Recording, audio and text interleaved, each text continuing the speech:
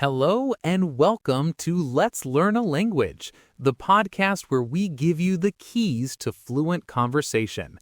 I'm your host, Avery, and I'm thrilled you're joining us. Today, we're tackling a massive question. With over 1 million words in the English language, where do you even begin? It can feel overwhelming, but don't worry. We've brought in an expert to help us zero in on the absolute essentials. Please welcome the brilliant English language expert, Zia. Zia, thanks for being here. Thanks for having me, Avery. It's a topic I'm really passionate about. Learners often think they need a huge vocabulary to start, but that's a myth. A myth. Okay, you've got my attention. So if we don't need thousands of words, what's the magic number? It's surprisingly small. Studies show that the top 100 most frequent words in English make up about 50% of all spoken language. 50%?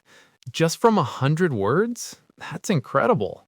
Exactly. These are the building blocks.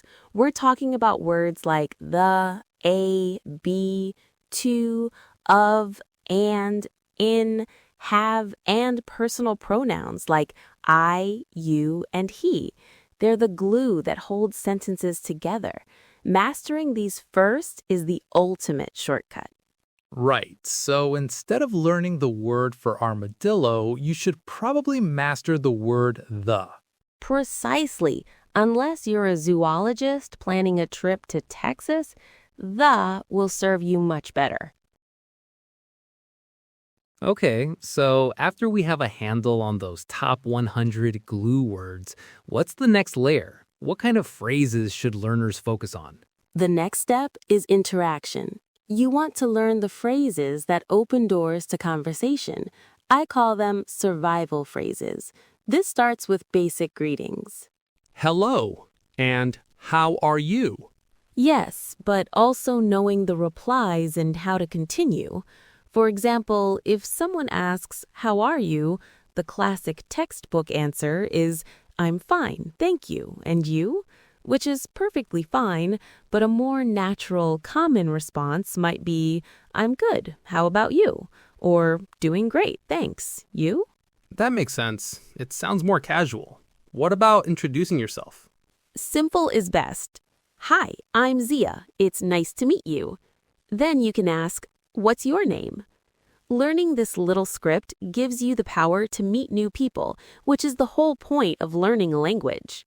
Okay, so we've got our core words and our greetings, but what happens when the conversation goes too fast or you hear a word you don't know?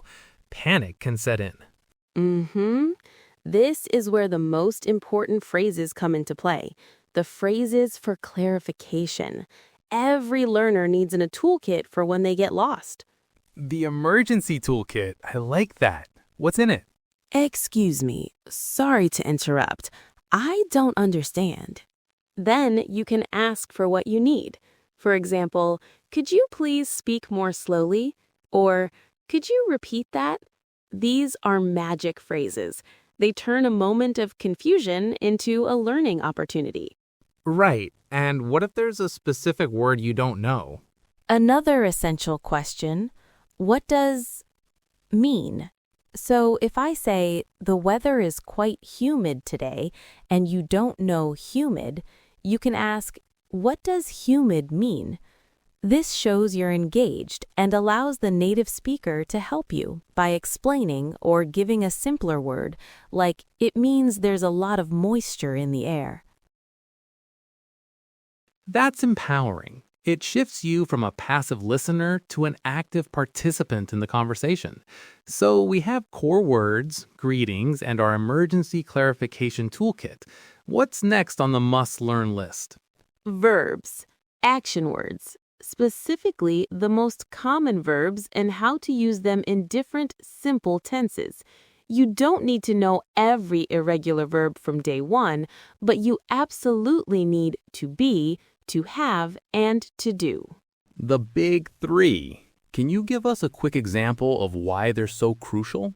To be is for describing states and identity. I am a student. She is happy. They are from Brazil. To have is for possession. I have a question. He has a car. And to do is for actions and questions. What do you do? I do my homework. They are everywhere. I see. They function almost like tools. They are utility verbs, learning their simple present forms, I am, you are, he is, and simple past forms, I was, you were, he was, unlocks your ability to talk about now and then, which covers a huge amount of daily conversation. This is all fantastic advice. It feels like we're building a practical, real-world starter pack. For our last section, let's talk about transactional English, phrases for getting things done. Yes, this is about navigating daily life, things like shopping, ordering food, or asking for directions. So, what are some key phrases for, say, a cafe? The most polite and common way to order is I would like, or the shortened version, I'd like. So, I'd like a coffee, please, is perfect. To ask for the price, you can simply ask, how much is it? And when you're ready to pay, can I have the bill, please? Or the check, please, works in any restaurant. And of course, the magic words please and thank you are universal. Using them shows respect and will make people more willing to help you. That's a great point. Politeness goes a long way in any language. Absolutely. And knowing how to respond to thank you is also important. A simple you're welcome is all you need. Zia, this has been incredibly clarifying. Let's do a quick recap for our listeners. Start with the 100 most common words, the glue of the language. Then learn basic greetings to start conversations. Have your clarification toolkit ready for when you get stuck. Right, your emergency phrases. Master the utility verbs like to be, to have, and to do. And finally, learn some key phrases for everyday transactions. Does that sound right? That's a perfect summary, Avery. It's about building a strong foundation, not a massive, shaky skyscraper. Focus on what's essential and high frequency, and you'll be having conversations much faster than you think. Fantastic. Zia, thank you so much for sharing your expertise and breaking it down for us. My pleasure. Happy learning to everyone out there.